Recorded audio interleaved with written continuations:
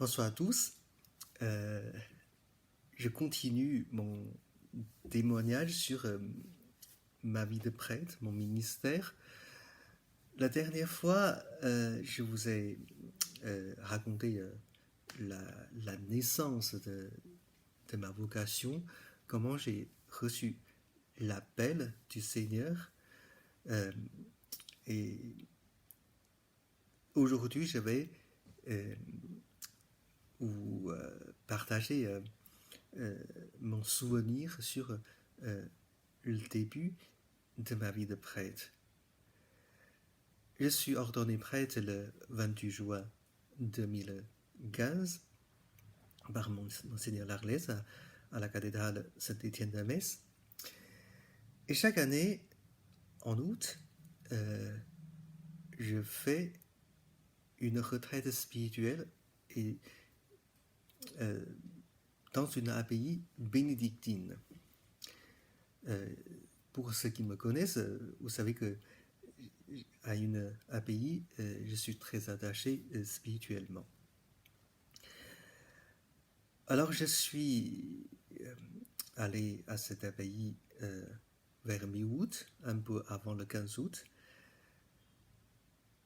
C'est une abbaye qui est sous le patronage de Notre-Dame de l'Assomption, donc vous imaginez que c'est une très grande fête pour la communauté des frères. Et puis il y a beaucoup de pèlerins parce que les offices sont très beaux. Je suis arrivé, je m'installe, j'ai mis mes valises dans la cellule où je suis hébergé et je suis descendu aussitôt dans l'abbatiale pour prier. Et à l'entrée de l'abbatiale, j'ai croisé un confrère prêtre, un confrère que je ne connais pas, mais un prêtre. Et il m'a arrêté, il m'a demandé, mon père, est-ce que vous pouvez m'entendre en confession? J'étais surpris parce que dans l'abbatiale, il y a toujours un frère, un moine, qui est disponible pour entendre les gens en confession tous les jours, même les jours ordinaires. Et là, c'est vrai qu'il y avait beaucoup de personnes, puisque à la veille d'une grande solennité, il y avait beaucoup de pèlerins qui voulaient se confesser. Et ce confrère, il m'a dit, en fait, il faut que je retourne ce soir à Lyon. Il a du chemin et je dois partir dans pas très longtemps. Et alors, si vous pouvez m'épargner cette attente de m'entendre en confession, je serais très reconnaissant. Et bien sûr, j'ai dit oui. Mais figurez-vous, c'était la première fois que je donne le pardon de Dieu dans le sacrement de la réconciliation, et c'est avec un confrère, un frère prêtre. Et j'ai été très ému parce que déjà moi-même, chaque fois quand je me confesse à mon père spirituel, c'est une immense joie pour moi, c'est très réconfortant, c'est très bienfaisant spirituellement. Et là, pour la première fois, je communique la miséricorde de Dieu à quelqu'un, et cette personne est un frère dans le sacerdoce. Bien sûr, je lui ai partagé, je lui ai dit que vous savez, c'est la première fois que j'exerce ce ministère, et merci de m'avoir fait confiance. Et je pense que, bien sûr, il y avait les premières messes après l'ordination, il y avait plein de personnes qui m'ont soutenu à cette période pour que je vive pleinement, heureusement, ce début de ministère. Mais ce qui m'a plus marqué ces premiers temps de ma vie de prêtre, c'est cette confession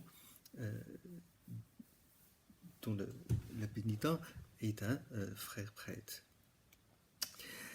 Et aujourd'hui, je voudrais surtout vous dire deux choses.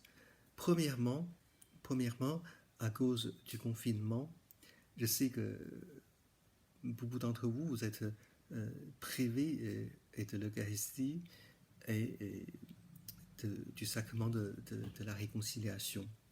C'est dur parce que ces deux sacrements sont tellement importants dans la vie d'un baptisé.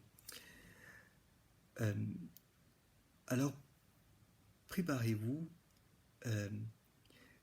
déjà vivre la communion spirituelle dans la mesure que vous pouvez. C'est une façon d'être proche du Seigneur dans le cœur, de vous offrir à lui, et même si vous ne pouvez pas communier normalement, mais le Seigneur se donne à chaque cœur qui souffre à lui. La première chose, le sacrement de la réconciliation, vous ne pouvez pas recevoir, vous ne pouvez pas le vivre pendant le temps de confinement, mais préparez-vous quand même une fois le déconfinement spirituel ait lieu.